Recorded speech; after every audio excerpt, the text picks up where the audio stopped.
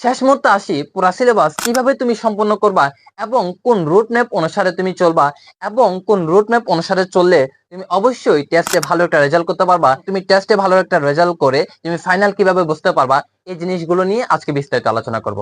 আজকে আমরা ভাইয়া তোমাকে যে কথাগুলো বলবো এই কথাগুলো সর্বোচ্চ তোমার জন্য দামি।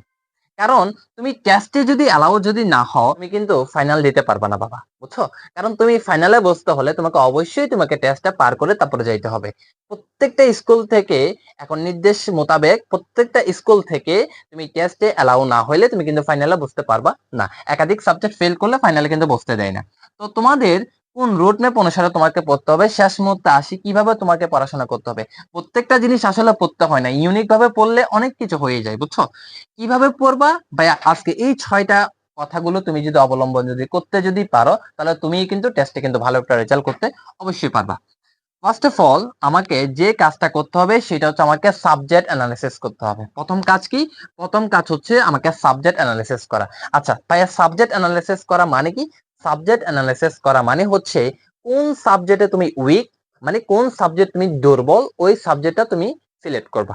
মনে করো তুমি ইংলিশে দুর্বল, তাহলে তুমি ইংলিশ সাবজেক্টটা সিলেক্ট করবা। মনে করো তুমি গণিতে দুর্বল, তাহলে তুমি গণিত সাবজেক্টটা সিলেক্ট করবা। মনে করো তুমি অ্যাকাউন্টিং এ দুর্বল, তাহলে তুমি অ্যাকাউন্টিংটা সিলেক্ট করবা।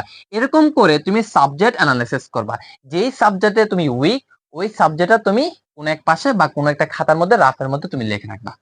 এরপরে 2 নাম্বার কাজ হচ্ছে আমাকে কোন চ্যাপ্টার সবচেয়ে দুর্বল তার লিস্ট বানাও। কোন চ্যাপ্টার, মনে করো তুমি তো এখানে সাবজেক্ট অ্যানালাইসিস করছো, ওই সাবজেক্ট গুলো থেকে কোন চ্যাপ্টারে তুমি দুর্বল ওইটা তুমি লিস্ট একটা বানাও, মানে কোন কোন টপিকে তুমি দুর্বল। 3 নাম্বার কাজ হচ্ছে আমাদের সেই দুর্বল জায়গাগুলো থেকে প্রিপারেশন নেওয়া। আমাদের নতুন করে তুমি প্রিপারেশন নিবা। যেই যেই টপিক গুলো থেকে তুমি দুর্বল মনে হচ্ছে, যেই টপিকে তুমি দুর্বল, ওই টপিক গুলো তুমি আগে তুমি লিস্ট বানাবা। লিস্ট বানানোর পর ওই দুর্বল জায়গাগুলো থেকে তুমি কি করবা? প্রিপারেশন নেওয়া শুরু করবা। একদম নতুন করে প্রিপারেশন নিবা, ঠিক আছে? যেগুলো পারো সেগুলো পড়ার দরকার নাই। আমাদের স্টুডেন্টদের একটা খাইচ্ছুত হচ্ছে কি জানো, আমরা যেটা পারি বারবার শুধু আমরা ওইটা করি। তুমি যেটা পারো তুমি সেটা করতে যাইও না, বুঝছো? কারণ তুমি সেটা পারো, যেটা পারো না তোমাকে সেটা এখন প্রিপারেশন নিতে হবে। 4 নাম্বার কাজ হচ্ছে নিয়মিত সিকিউ এবং এমসিকিউ।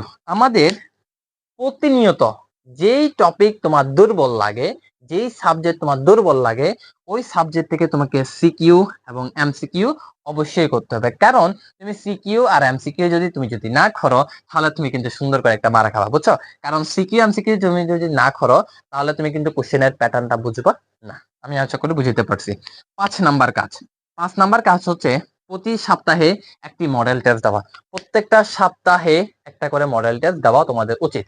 কারণ তুমি যেই জিনিসগুলো পড়তেছো ওই জিনিসগুলো থেকে তুমি যদি একটা মডেল টেস্ট যদি না দাও, একটা পরীক্ষা যদি না দাও, তাহলে তুমি কিন্তু নিজেকে জাজমেন্ট করতে পারবে না। কারণ তুমি কোন পজিশন আছো, কোন অবস্থান আছো, তোমার কি ভুল যাচ্ছে, কতটুকু ভুল যাচ্ছে, তুমি কতটুকু পারতেছো, এই জিনিসগুলো একমাত্র তুমি বুঝতে পারবা তোমার মডেল টেস্ট পরীক্ষা দেওয়ার কারণে। তুমি পরীক্ষা যদি দাও, মডেল টেস্ট যদি দাও, তাহলে তুমি কিন্তু ভালো একটা রেজাল্ট করতে পারবা এবং টেস্টও তুমি ভালো রেজাল্ট করতে পারবা। ইভেনচুয়ালি তুমি কিন্তু ফাইনালে কিন্তু ভালো একটা রেজাল্ট করতে পারবা। 6 নাম্বার কাজ হচ্ছে আমাদের দুর্বল জায়গাগুলো বারবার রিভিশন করা। এটা হচ্ছে আমাদের লাস্ট স্টেপ। লাস্ট স্টেপ হচ্ছে আমাদের বারবার রিভিশন করা।